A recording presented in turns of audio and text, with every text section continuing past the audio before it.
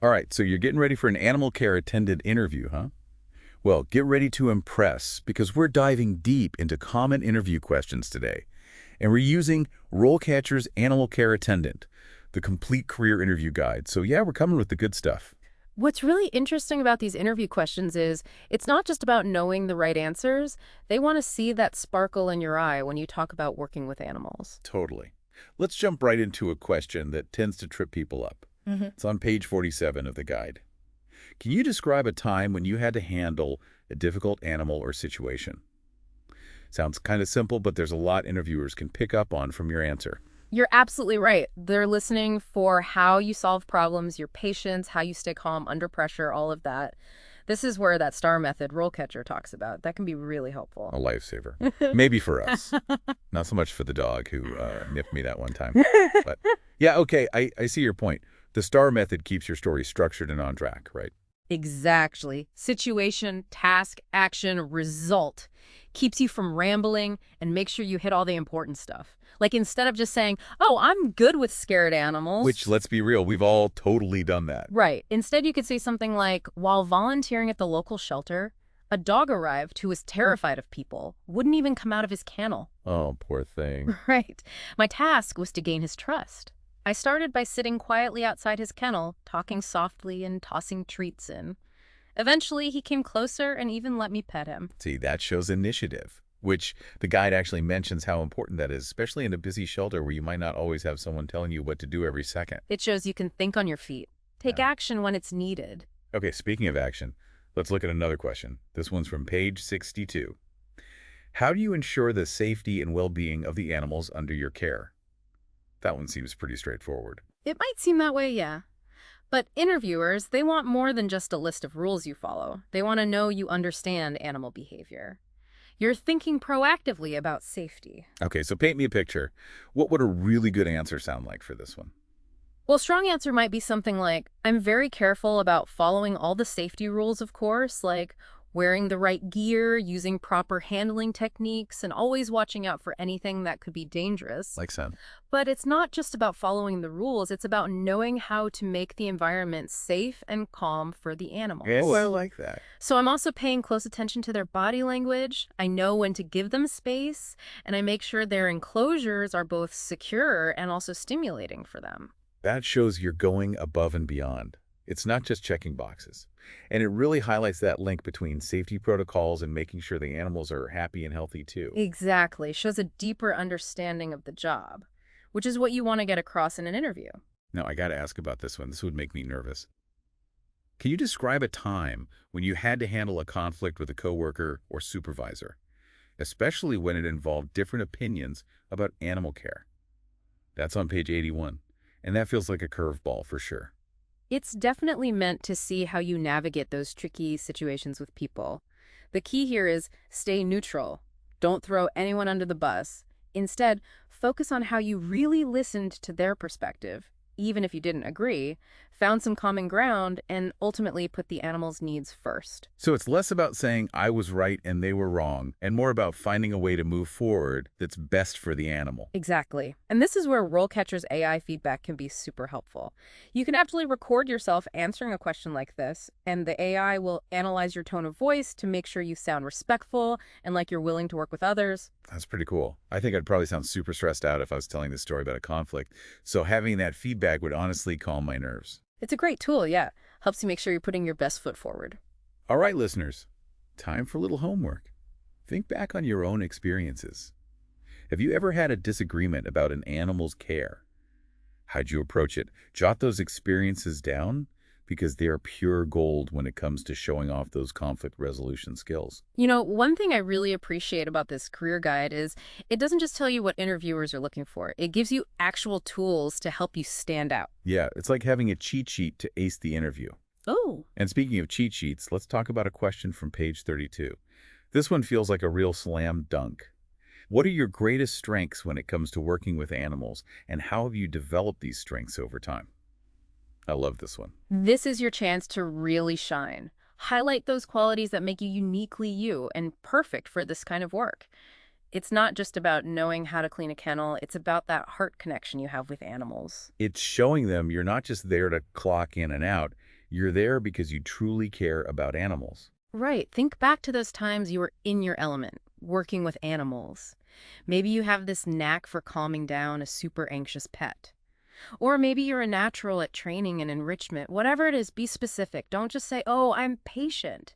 Give them a real example that shows that patience in action. So instead of saying, I'm a pro at reading animal body language, say something like, I'm very observant of animal behavior and can often anticipate their needs. ooh, I like that. For example, I used to volunteer at a cat shelter.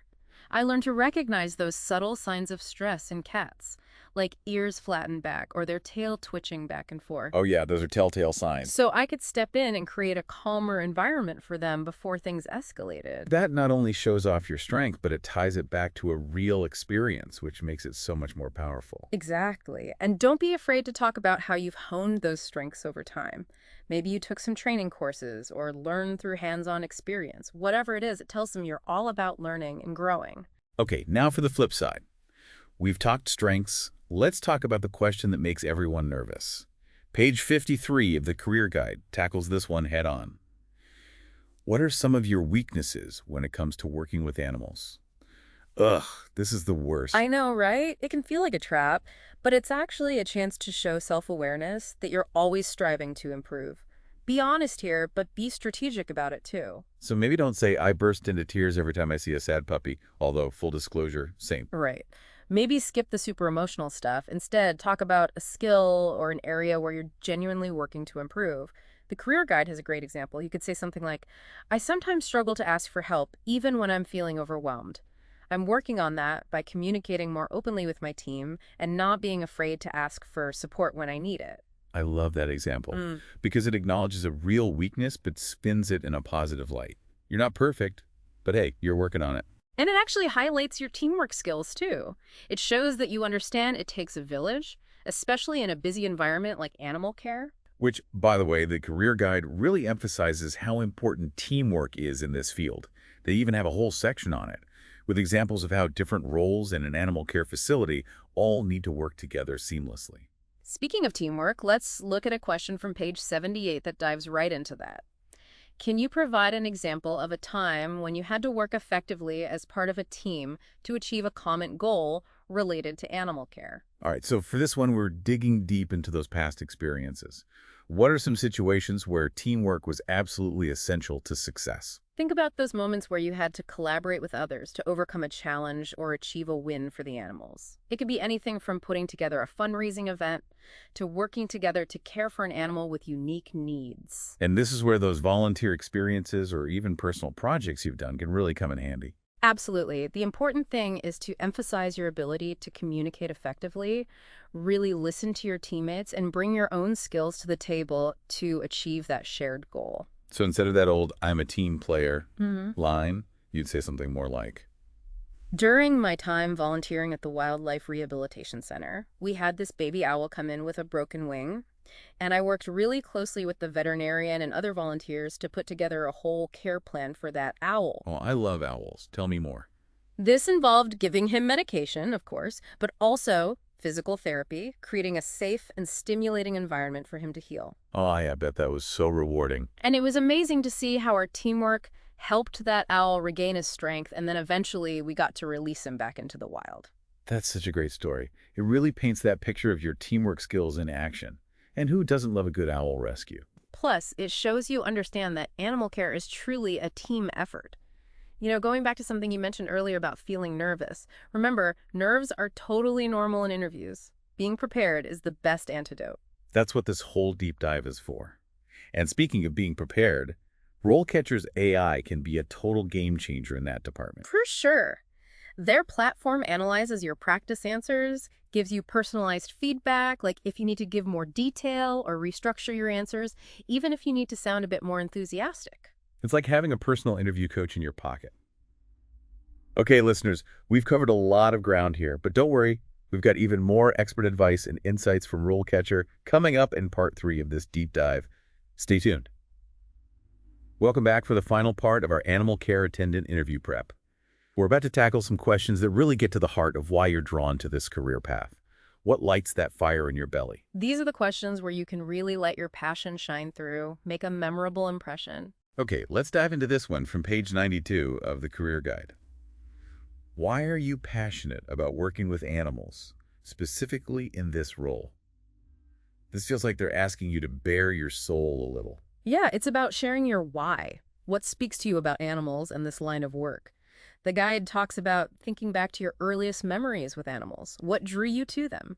What values or experiences have shaped your journey? So it's less about a generic, oh, I just love animals kind of answer, and more about digging a little deeper, telling your story. Exactly. Maybe you were the kid who was always bringing home strays. Or maybe you found comfort in companionship in caring for a pet. Whatever it is, let that genuine passion come through. So instead of saying, I've always been an animal lover, you'd say something more like, Growing up, I spent a lot of time on my grandparents' farm. Being surrounded by animals, I saw firsthand how important it is to care for them with compassion, to understand their needs. oh, that's lovely. That experience really instilled in me a deep respect for all living creatures and a desire to make that my life's work caring for them. That's a great answer. That's why this role, this opportunity, it really excites me. It aligns with what matters to me and lets me make a real difference in the lives of animals. It feels so much more authentic when you explain it like that. Because it is authentic. And remember, your why doesn't have to be this huge, dramatic story. It can be simple. It just has to be true to you. Speaking of true, this next question from page 110 always makes me think about the future. Where do you see yourself in 5 years within the animal care field?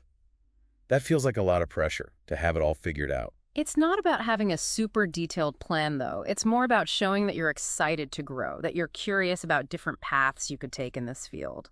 So less crystal ball, more about showing ambition and willingness to learn. Exactly. Have you thought about specializing, like maybe focusing on animal behavior or rehabilitation? Are there skills you'd love to master? The career guide even says to mention if you'd like to mentor others someday, if leadership is something you'd be interested in. So instead of saying, I don't know, maybe I'll go to vet school, you'd say something more like, Well, in 5 years, I hope to have a really strong foundation as an animal care attendant. makes sense. I'm really interested in learning more about animal behavior and training, so I'd be thrilled to take on more responsibilities in those areas. That's a great answer. Plus, I'm always eager to learn from experienced people, and down the road, maybe even mentor new staff. That shows you want to grow with the organization.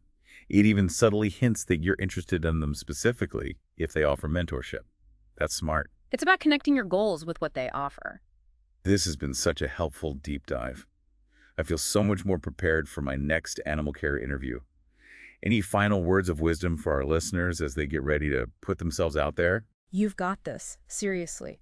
You're clearly passionate about animals, and that's going to shine through. Just be yourself, be prepared, and let that love for animals guide you. And don't forget, check out RoleCatcher's platform. They have tons of resources and practice questions. Their AI feedback is amazing. It's like having a personal coach in your pocket. Good luck out there. And that wraps up this episode of The Deep Dive. We are so excited for you as you take this next step in your animal care journey. Remember, your dedication to animal welfare is so important. We can't wait to see what you do. Until next time, keep learning, keep growing, and keep speaking up for those furry, feathered, and scaled friends who need us.